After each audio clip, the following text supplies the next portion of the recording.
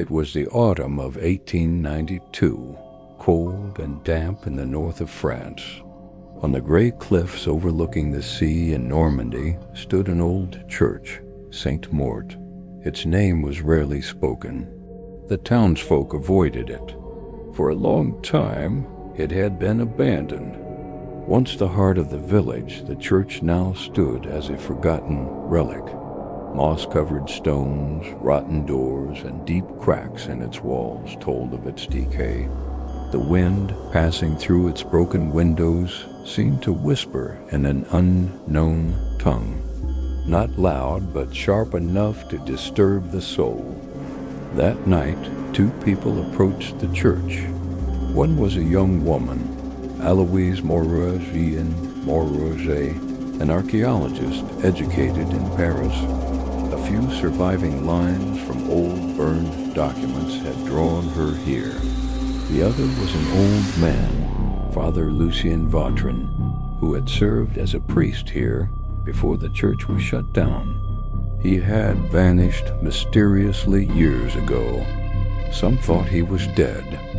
They stopped before the heavy wooden doors. The moon glowed faintly behind thin clouds. Eloise turned on her flashlight, but the beam wavered in the wind. Lucien pulled an old iron key from his coat. The lock creaked as he turned it. When the door opened, a stale, cold air rushed out. It smelled of damp stone, decayed wood, and ancient incense. What was once sacred now reeked of something buried and left behind. "Are you ready?" Lucien asked. Eloise nodded silently. Inside, the church was pitch black. The high ceiling loomed above. Parts of the roof had collapsed, but most of the structure remained intact.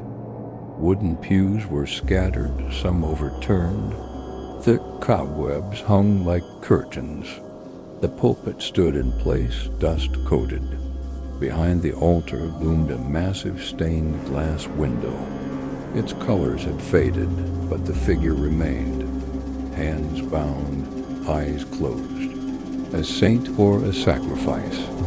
"Do you know what this window depicts?" Eloise asked. Lucien paused. "No one knows who lies buried beneath this church, but those who prayed here never found peace." Eloise pulled a notebook from her bag. In it were words written in shaky ink. "Ritus mortis. The rite must end before midnight. If the whispers rise, do not make eye contact." She handed it to Lucien. His face went pale. "Where did you get this?" "Paris National Archives." It was in the margin of an old Sainte-Mort report. No author listed. Lucien approached the altar. He pressed a hand into a small recess. A faint grinding sound came from the stone. The altar shifted slowly to one side, revealing stairs leading down. "There is no turning back after this," Lucien said. Eloise nodded, her breath shallow. They began their descent. The stairs were narrow and steep. With each step, the air grew heavier. Moisture clung to the walls. Eloise's flashlight trembled in her hand. Lucien held a worn prayer book. Its pages were yellowed, but his fingers moved over them like a man reciting from memory. At the bottom was a low-ceilinged chamber, the walls slick with moss. In the center stood a stone sarcophagus. Latin words carved into its lid read, "Siller, server, Tesseri." Eloise inspected the chamber. Above, etched faintly into the ceiling, was a strange symbol interlocking crosses within a circle centered by a faceless figure. "This tomb has never been opened," Lucien said. "But every century, some say, sounds come from within. When I was a boy, the old priest would pray here all night. He warned us never to invoke the rite." Eloise placed her hand near the stone lid. It was unexpectedly warm. A soft tapping sound came from inside, gentle, rhythmic, as though someone was tapping with their fingertips. Lucien began to recite softly in Latin. The words echoed off the walls. As he spoke, the flashlight flickered. When it returned, black fingerprints were visible on the sarcophagus. "Did you see that?" Eloise asked.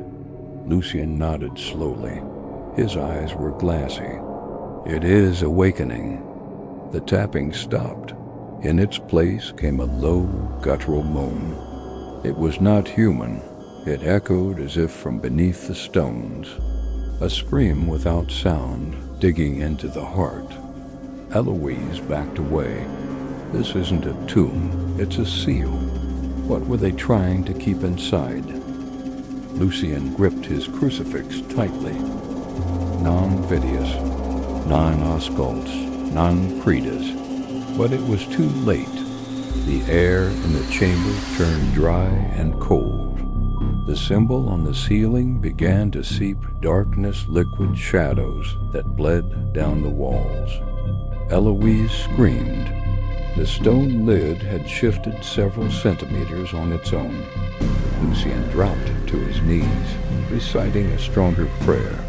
But as his voice rose, a second voice joined from inside the tomb.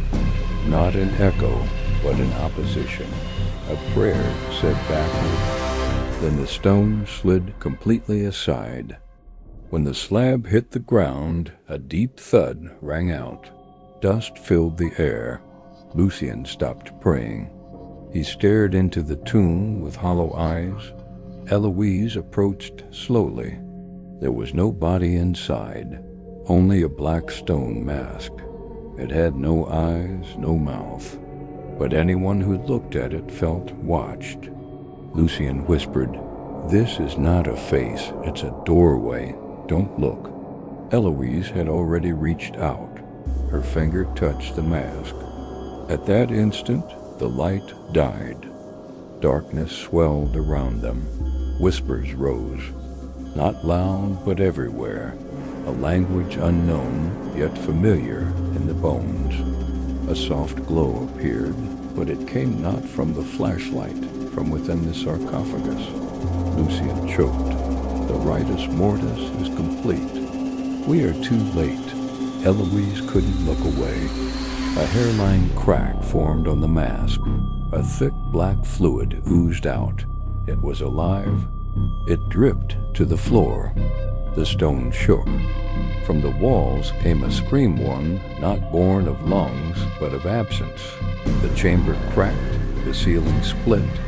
Lucien threw his prayer book at the mask. It caught fire in midair. The mask shattered. Black smoke rose and twisted into a shape. Eyeless, voiceless, yet staring and speaking a being undefined. For a moment, time froze. Then everything went black. 1 week later, on the cliffs of Normandy, a child walking by the sea looked up. The church still stood, but its doors were wide open. The wind now flowed outward. Some villagers said they heard a bell ring that night. Sainte-Mort's bell, silent for a century, but no one dared go inside. They knew. There were no prayers there anymore, only whispers. As for Eloise and Lucien, they were never seen again. Only her notebook remained. On the last page was one sentence: "The eyeless gaze sees deepest."